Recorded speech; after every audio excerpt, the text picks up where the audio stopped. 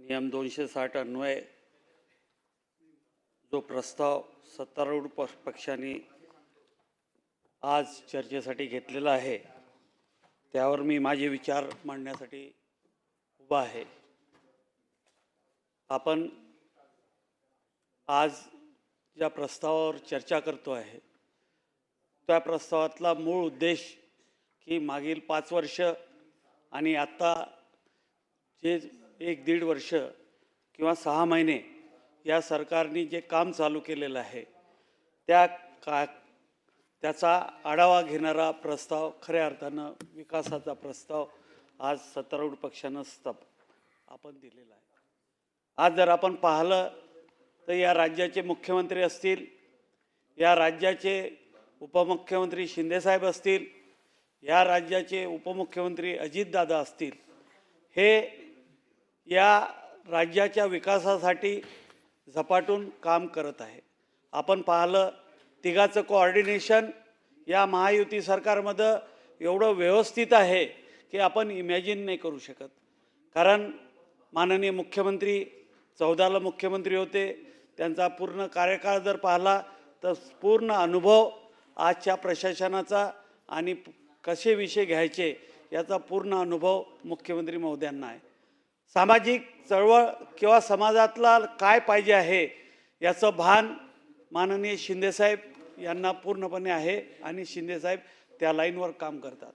आणि हा गाडा राज्याचा चालवत असताना आपल्याला काय नियोजन करायला पाहिजे आणि ते नियोजन करण्याचं काम माननीय अजितदादा मोठ्या प्रमाणात आपल्याला करताना दिसत आहे। युनायटेड स्टेट ऑफ अमेरिकाचं जे आपलं युनोचं जे म्हणणं आहे की विकास हा 2 प्रकारचा असतो, एक पायाभूत विकास, औद्योगिक विकास आणि दुसरा असतो मानव विकास। तर या सरकारनं जे काही निर्णय पहिले घेतलेले आहे त्या सरकारने मानव विकासाचे सुद्धा मोठमोठे निर्णय घेतले, औद्योगिक घेतले, बाकी आरोग्य विभागाचे असतील, जे सामान्य व्यक्तींना, या सामान्यातल्या सामान्य व्यक्तीला ज्याची गरज आहे असे निर्णय घ्यायची क्षमता असलेले हे तिन्ही लोक आज या महायुती सरकारला पुढे नेत आहे। उद्योगाच्या संदर्भात आपण जर पाहिलं तर आत्ताच एक महत्त्वाचा निर्णय, उद्योग म्हणा किंवा सामाजिक म्हणा, एक सर्वात मोठा निर्णय माननीय मुख्यमंत्र्यांनी फॉरेन युनिव्हर्सिटीचा जो निर्णय घेतला, हा जरी आज आपल्याला एक निर्णय वाटत असेल तर पुढच्या 25 वर्षानंतर याचा खरं प्रतिबिंब आपल्याला या राज्याच्या विकासामध्ये दिसेल। हे सर्व विकास चालू असताना आज महाराष्ट्राची जी जडणघडण घडत आहे त्यात सर्व विभागाचा आपण जर विचार केला तर मी अमरावती विभागातून येतो आणि अमरावती विभागामध्ये विकासाचं सर्वात महत्त्वाचं दालन माननीय मुख्यमंत्र्यांनी जर कोणतं उघडलं असेल तर नदीजोड प्रकल्प। हा नदीजोड प्रकल्प 1 लाख कोटीचा नदीजोड प्रकल्प मान्य करून खऱ्या अर्थानं पुढच्या 15-20 वर्षामध्ये या अमरावती विभागाचा विकासाचं, विदर्भाचं विकासाचं खरं नियोजन या नदीजोड प्रकल्पातून आपल्याला दिसेल। कारण की नदीजोड प्रकल्प हा जो आहे हा फक्त इरिगेशन पुरता मर्यादित नाही राहणार आहे, त्याच्यात जे उद्योगासाठीचं रिझर्वेशन आहे त्या उद्योगाच्या रिझर्वेशनमुळे भविष्यामध्ये या विदर्भामध्ये मोठ्या प्रमाणात उद्योग क्रांती होईल, एवढं मी निश्चित आपल्याला या निमित्तानं सांगू शकतो।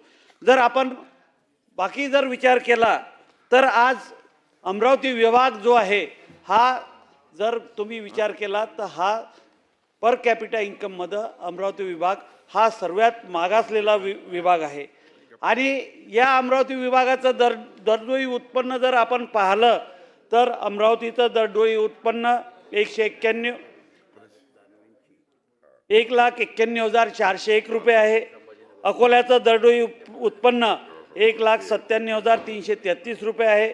यवतमाळचं दरडोई उत्पन्न 1,60,088 रुपये आहे। बुलढाण्याचं दरडोई उत्पन्न 1,37 आहे। वाशिमचं 1,34 आहे। आणि कोकणचं जर आपण पाहायला गेलो तर 4 लाखाच्या वर आहे। मुंबई शहराचं 4,55च्या वर आहे। ठाण्याचं 3,90च्या वर आहे। पुण्याचं 3,74च्या वर आहे। नागपूरचं 3,22चं आहे। जर आपण अमरावती विभाग आणि नागपूर विभागाचं जरी आपण त्याचा दोघांचा फरक पाहतो तर 3.22 नागपूरचा आहे आणि 1.91 अमरावतीचा आहे. यामुळं असं कधी कधी भीती वाटायला लागते की जो आमचा मागासलेला अमरावतीचा भाग आहे त्या अमरावती विभागाच्या भागासाठी खऱ्या अर्थानं या उद्योगाच्या याच्यात पुढे जाण्याची सरकारला गरज आहे.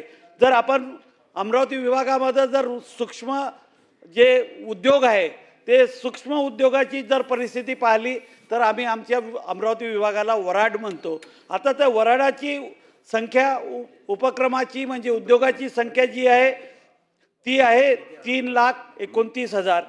रोजगार निर्मिती त्यातून किती होते तर 10 लाख.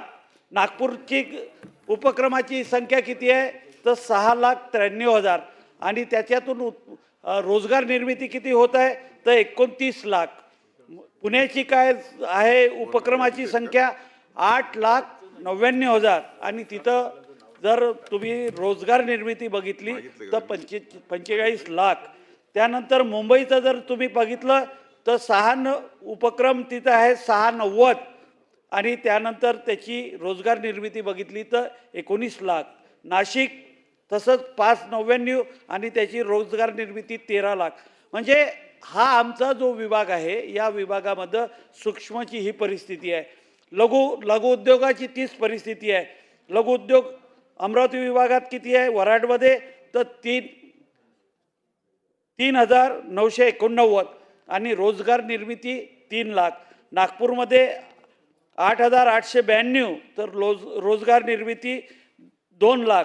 पुणेमध्ये किती आहे तर पुण्याचं 17,987 आणि रोजगार निर्मिती 5 लाख. मुंबईची 59,000 रोजगार निर्मिती 171. नाशिकचं तेच. आणि तसंच जर तुम्ही मध्यम उपक्रमामध्ये पाहिलं तर मध्यम उपक्रमामध्ये सुद्धा तीच परिस्थिती या विभागाची आहे. वराडमध्ये किती आहे मध्यम प्रकल्प तर 907.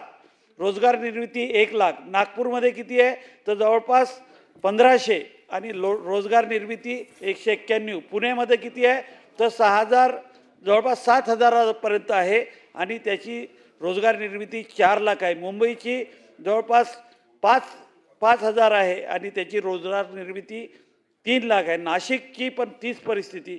जर हे सर्व प्रश्न जर आपण पाहिले तर आज अमरावती विभाग हा सर्वात मागासलेला विभाग आहे आणि तिकडे सुद्धा जी सर्व राज्याची प्रगती होत आहे त्या राज्याच्या प्रगतीमध्ये आपल्याला नेण्याचं काम या निमित्तानं करायचं आहे.